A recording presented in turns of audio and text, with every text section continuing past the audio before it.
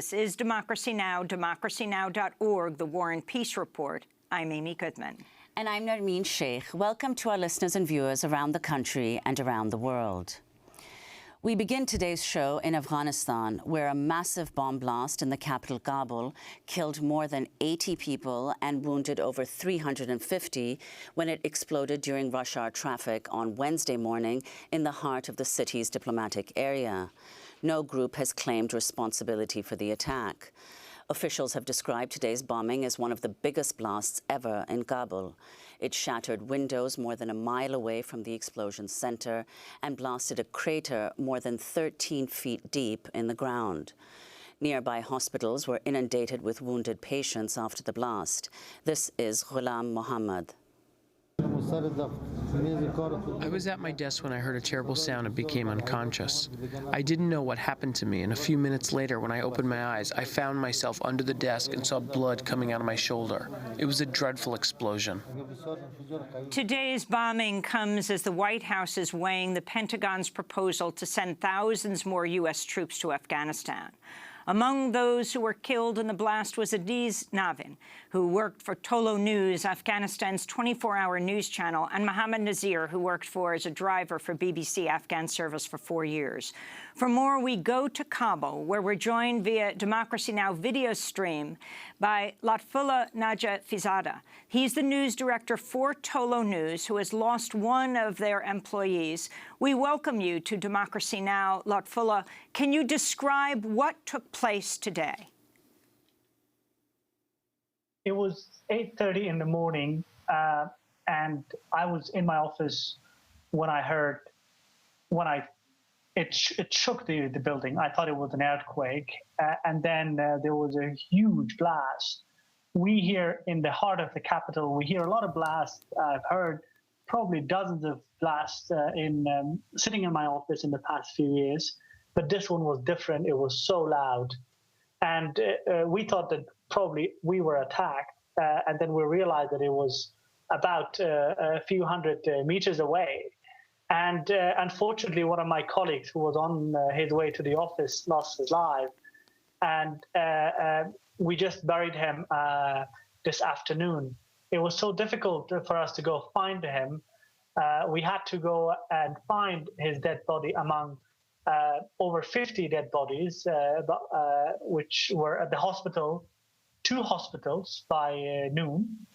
And most of the bodies were burned to death, and some bodies you could just see a few body parts available beyond recognition. It was very, very tragic and barbaric attack.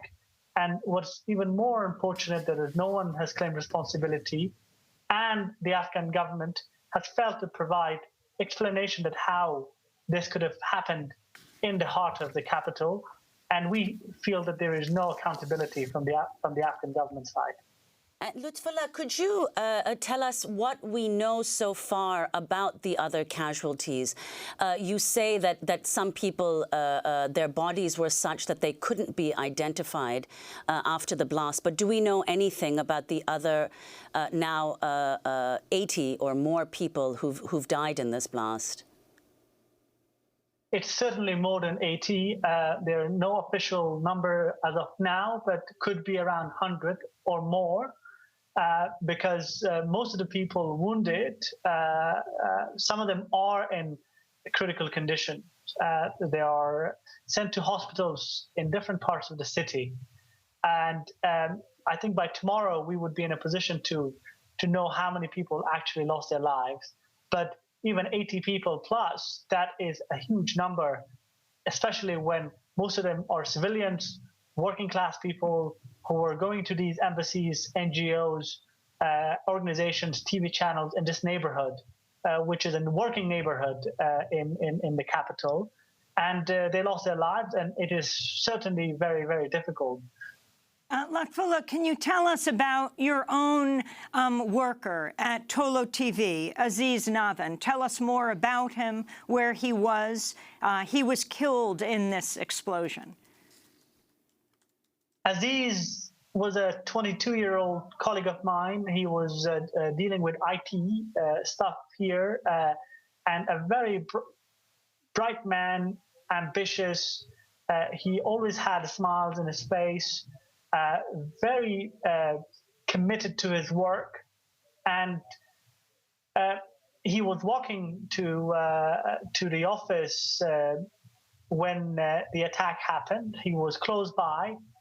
He was killed on the spot, and his body was taken to the hospital. This is not the first time that we lose our colleagues in attacks like this. We lost 7 of my colleagues in an attack targeted at Tolo TV last year in January.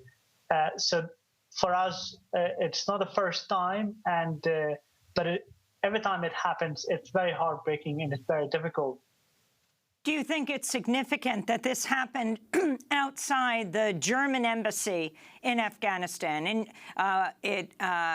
an attack, did you see it as an attack on the German embassy? It was a diplomatic area. Parts of the German embassy were affected, as well as the French embassy. It has affected a lot of embassies. This is an area where British embassy is there, German embassy, of course, next door, Indonesian embassy, French embassy, and a little bit further, US embassy, and many big Afghan companies. One of the biggest telecom companies, Roshan, is badly affected. So it's hard to say which embassy or which organization was the specific target. But what we know from Afghan and US military is that this truck full of explosives wanted to get into the green zone where ordinary Afghans and ordinary vehicles are not allowed. So they wanted to get in, and probably even closer to RS or US military base headquarters, presidential palace, and Indian embassy, and so forth, and the US embassy, of course. But it was stopped by an Afghan guard asking for permit and papers, which I think they couldn't provide, or it wasn't convincing. And that was when the suicide bomber or suicide bombers, we don't know how many were in the truck, detonated the explosives. We were particularly struck today watching the networks in the United States. While, of course, there was mention of what just took place, just watching for hours, there was nothing in comparison to what happened in Manchester, the terrible explosion there that killed 22 people. Almost all programming stopped on that day. Can you talk about what's happening in Afghanistan and whether you think the news coverage, I mean, you're the news director for Tolo News, a 24-hour news station in Kabul, but do you think that the kind of attacks that we're seeing in Afghanistan today get enough international attention?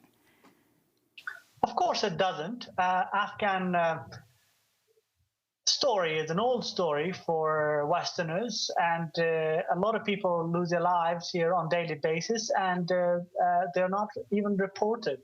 This one was huge. It was in the capital. It made headlines, but it's about the number of the casualties, and it's about the importance of the location, not about the Afghan lives lost in this attack, not about how it has affected the society. And I'm very sad to say this, that Afghan story, or probably the Syrian or the Iraqi stories are just about numbers when attacks happen. And I hope it will change again for better one day, and you hear more about the human side of it. What happened today is definitely a tragic and a huge attack, but this is not the only attack which happens in this country. We lose tens of Afghans on a daily basis across Afghanistan, and some of them are not even in the news, even locally, because of the amount of incidents and attacks you see across Afghanistan. And Lutfullah, I want to go back to what you said earlier and what the news is suggesting, of course, that the Taliban has said they were not responsible for the attack, but some news outlets are reporting that the attack today was very similar to recent Taliban attacks, and that more recently, for several attacks, the so-called Islamic State, or ISIS, has claimed responsibility. So could you say who you think might be responsible for the attack and what the motivation might have been? From what I understand, that nobody claimed responsibility, particularly the Taliban, in attacks where you see a lot of civilian casualties, fearing a public outcry and public criticism. If you had more military casualties in this attack, I'm sure you could see Taliban and others rushing to claim credit and claim responsibility. Well, the question is, who has suicide bombers in this country? Who can really train bombers and bring trucks full of explosives in the capital? It is certainly these terrorist groups who are active and who have been doing this for many, many years. I'm not going to name anyone. As a journalist, I don't think it's appropriate at this stage for me to blame someone. But I think it is certainly some of these terrorist groups who have been taking Afghan lives for many, many years. And this is just one more. Let me ask you, Lutfullah, the U.S. is considering, President Trump is considering sending thousands more troops to Afghanistan. What effect will that have? It will help the Afghan forces and the Afghan government not to lose the war. I don't think the troops will help to win the war. It will probably prevent the situation from further deteriorating across Afghanistan. And we see fighting across the country, and these troops are meant to be sent to different Afghan military units so they can train and they can watch Afghan forces in their day-to-day operations and help them do the job better. I think that's a good thing. Whether this will change the course, I'm not sure. I don't think that this will turn Afghanistan totally 180 degrees by a year or two. We are expecting 2017 and 2018 to be very difficult. But these troops and the fact that there is a tension, and it's important for how long these troops will be in the country, will make a difference. And Lutfullah, before we conclude very quickly, could you comment on the significance of this attack, as well as the attack that took place in Afghanistan on the first day of Ramadan? We also know that in Iraq, in Baghdad, there were two massive attacks. Why do attacks increase in this holy month of Ramadan? First of all, I don't believe that terrorists and groups who are in Afghanistan, now we talk about 20 plus of them, they really care about Ramadan or Eid or Nowruz. And we always see attacks happening on such events and such days and such occasions. I don't think that this has a lot of impact. This is war, and this is over politics and power.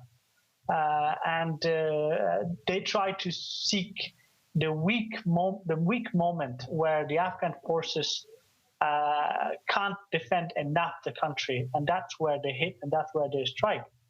And we have seen so many attacks in the month of Ramadan in the past years as well, during Eid days. Last year, just a couple of days before Eid, Taliban attacked Kunduz province, and they took over the whole city, and so many lives were lost. Finally, Lutfullah, in 2016, in an attack, you lost 7 of your colleagues, but Tolo News, led by you, decided to stay. You're remarkably brave to continue this 24-hour news station headquartered in Kabul. Can you talk about this decision to be there on the ground? I don't know what other choices we had, to be honest. We talked to all of our colleagues, and over 90% of them were under immense family pressures to quit their jobs. But over 90% of them, in the same time, decided to stay and told us that now we should continue firmly and continue with even greater dedication and commitment. I'm very proud to be one of them. I think this country has a future. This country has changed significantly. This country's population, two-thirds is under 25.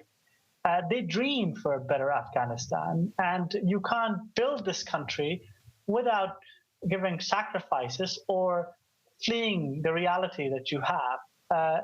People of my generation are very committed for a better tomorrow for Afghanistan, and we accept sacrifices like today, like the one we had last year, and there would probably be even more in the future.